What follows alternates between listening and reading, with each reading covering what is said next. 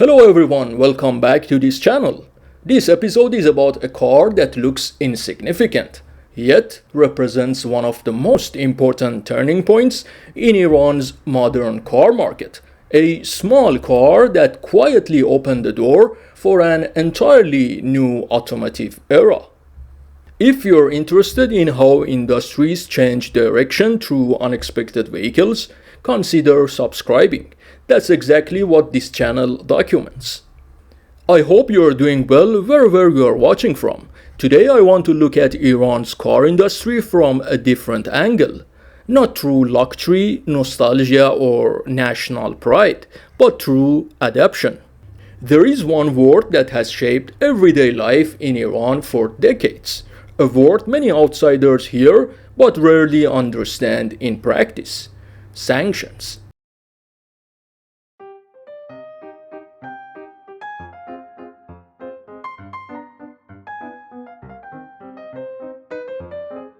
For us, sanctions have always been a constant presence. At certain points, they had real tangible effects on daily life, but over time, the word itself began to shift in meaning.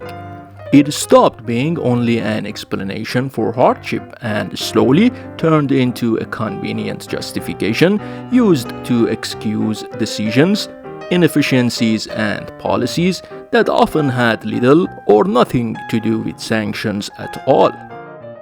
It reached the point where people could no longer clearly distinguish what was truly caused by sanctions and what was simply being explained or excused away by them. Naturally, this ambiguity had a deep impact on the Iranian automotive industry. There was a time when global brands were active here. Peugeot, Hyundai, Renault, Mercedes-Benz, Mazda, one by one they disappeared. Some withdrew directly because of sanctions, others may have left for different reasons. Despite a population of nearly 90 million and an annual demand of around 1 million cars, Iran has often been viewed as a high-risk or unattractive market.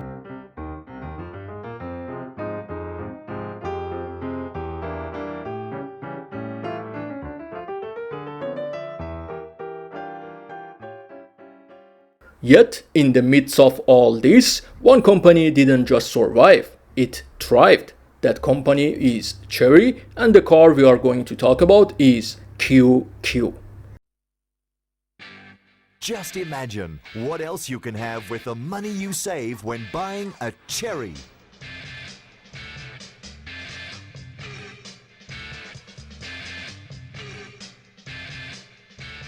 The all-new Chery QQ3, South Africa's most affordable car. All Chery vehicles enjoy the full nationwide support of McCarthy. Chery, more car, more life. While Chery ranked modestly inside China, it became China's largest vehicle exporter. In Iran, we came to know it by a different name, MVM. After registering a local branch, Chery established its factory in the city of Bam in southeastern Iran. From that point on, nothing seemed to slow them down. Not market shifts, not competition, not even sanctions. How established European brands were pushed out while Chery stayed remains an open question. But this episode isn't about politics. In 2004, MVM entered the Iranian market with its first product, MVM 1.0, known globally as the Chery QQ. A compact city car based heavily on the Daewoo Matiz. It used a tiny 800cc three-cylinder engine and targeted buyers who needed basic mobility, nothing more.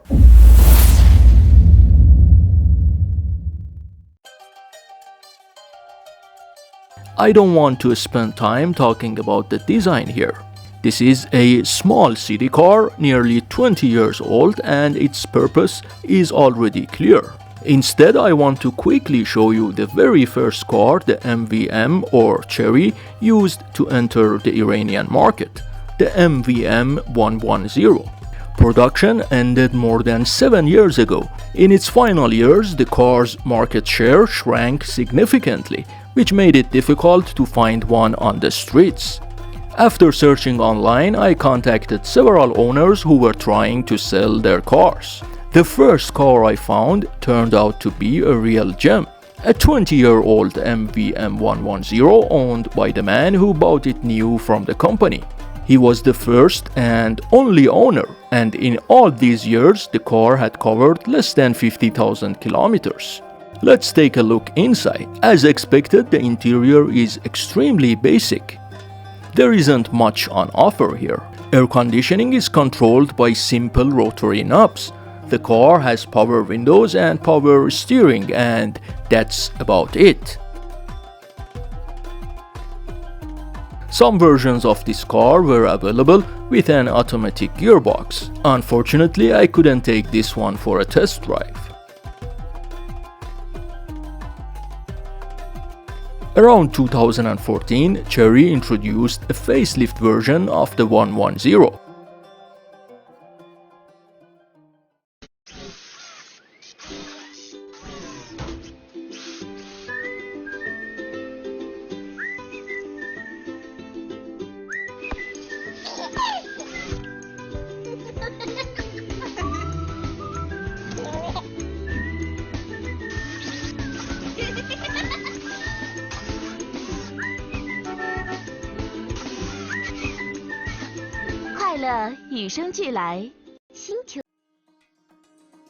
After filming the first car while I was on my way home, I spotted another one on the road.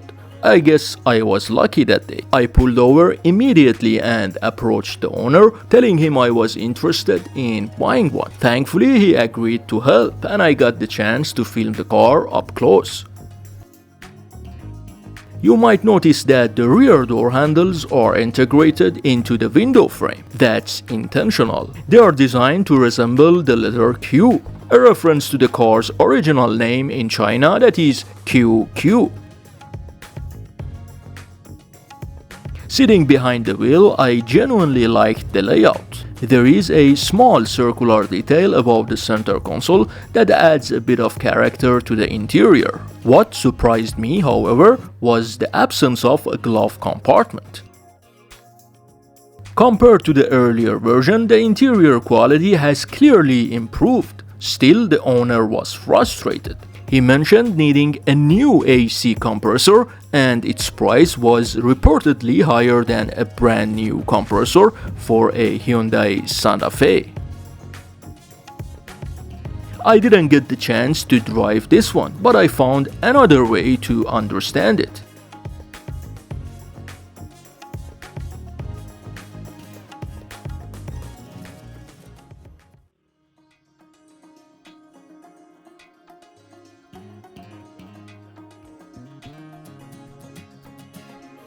I can only imagine how easy it would be to drive a car like this in crowded cities with heavy traffic. The ride felt smooth, and I think if this car had an automatic gearbox, it could have offered a much higher level of comfort for everyday urban driving.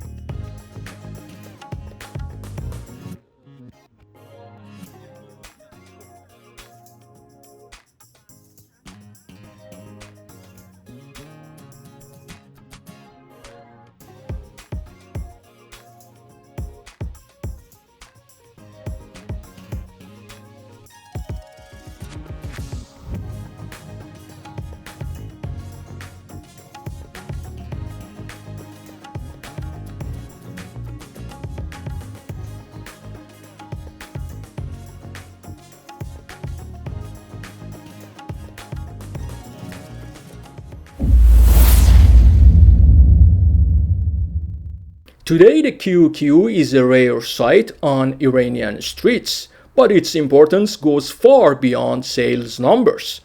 It marked the beginning of China's long-term presence in Iran's automotive market and raised questions that are still being answered today. Despite criticism and limitations, MVM managed to build a distinct identity in one of the toughest markets imaginable.